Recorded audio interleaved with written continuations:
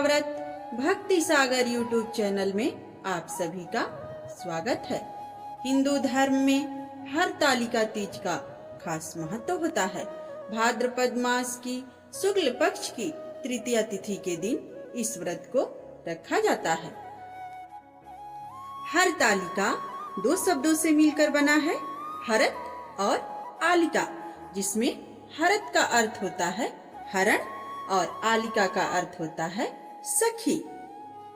पौराणिक कथा के अनुसार देवी पार्वती ने भगवान शिव को अपने पति के रूप में पाने के लिए कठोर तपस्या की थी।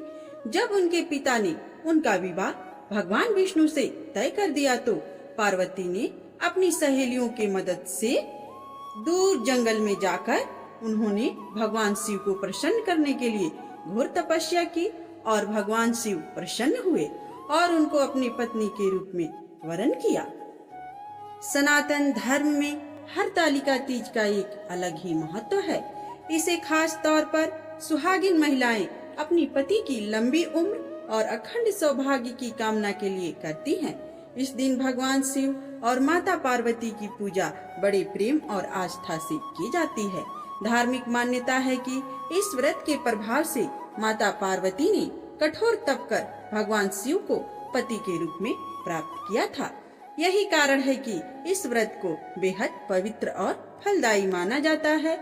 व्रत करने वाली महिलाएं इस दिन निर्जला उपवास रखती हैं और दिन भर भक्ति में लीन रहती हैं। पूजा के दौरान विशेष भोग बनाए जाते हैं और भक्त अपनी श्रद्धा और पूरी भक्ति से शिव परिवार का पूजन करते हैं।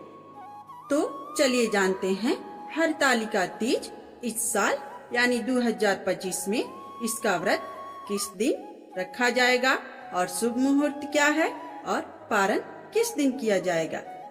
भाद्रपद शुक्ल पक्ष की तृतीया तिथि 25 अगस्त की दोपहर 12:34 पे लगेगी और 26 अगस्त की दोपहर 1:54 तक रहेगी। उदया तिथि के अनुसार हरतालिका तीज का व्रत 26 अगस्त को रखा जाएगा। यह व्रत अखंड सौभाग्य की कामना के लिए सुहागिन महिलाएं करती हैं। इस साल तीज पर 4 विशिष्ट योग भी बन रहे हैं। स्वार्थ सिद्धि, शोभन, गज केसरी और पंच महापुरुष योग बनने से तीज व्रत का महत्व और भी बढ़ गया है। इन चारों ही योगों के फल अत्यंत शुभ और लाभप्रद है। गज केसरी योग का महत्व विशेष रूप से माना गया है।